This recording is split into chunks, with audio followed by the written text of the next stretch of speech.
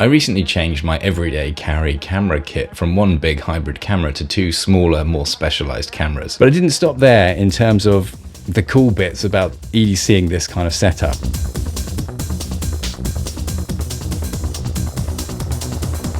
I wanted to make sure that it worked in a small bag. You know, I wanted to really live the benefit of avoiding having to carry a bag this big, which is just truly insane. So I went back to this little Bellroy Sling Light. I think this is the light one. It's very small. If you just chuck these cameras in this bag and the lens, they all float about, and you end up with this weird situation. They all sort of spread out at the bottom and make it wide front to back. And this is one of these things I hate about bags more than anything. And this is what this is. This was the first version. This was the prototype. This is EVA foam. It's 5mm thick EVA foam glued with impact contact adhesive. And this version was a bit of a failure because it's so bulky. And it's interesting, actually, if you build the structure like this, sort of, you know, all around, you end up losing so much internal volume to the stabilizing stuff. So I flipped that on its head.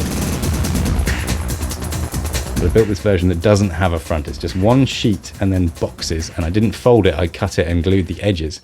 That seems strong enough, and everything now has got its place in here. Not only is it incredibly well organized, when it's zipped up, it holds it flat, and we're using this fabric to kind of keep everything against that flat thing. The Osmo Pocket has one, and then there's a bit for my little wallet thing and my car keys. That has a front as well, but they're little boxes stuck on. The rest is kind of open. The lens is open. I did just build this little sort of half open frame for this lens, and that just sits on the top.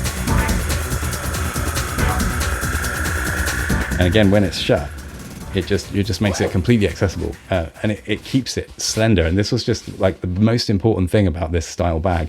I can't put anything in this front zipper section. This was always an issue with the Bellroy design. You have this, they've stacked it this way, which is the wrong way. You want it to be as thin as possible. So having a compartment that sat on the front of another compartment, if you put your credit cards in there, just makes this hard edge stick out so much further. So there's nothing in that front bit.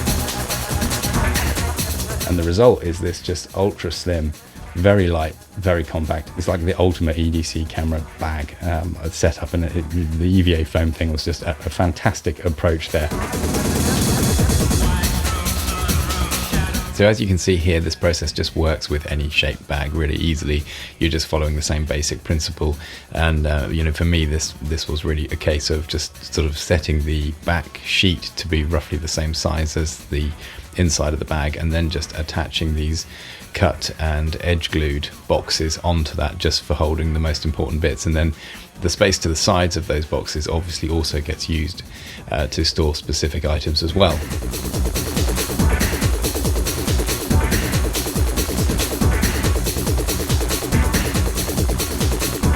You can see a couple of tricks that I'm using here. Like, I've made the box first, and then I'm just putting a bit of glue on the edge and then putting it onto the back face quickly, and then taking it off just to leave a little mark there so I can see roughly where to apply the glue. Obviously with this glue we apply it to both surfaces and then wait for it to get a little bit tacky, and it bonds really strongly very quickly once you do that.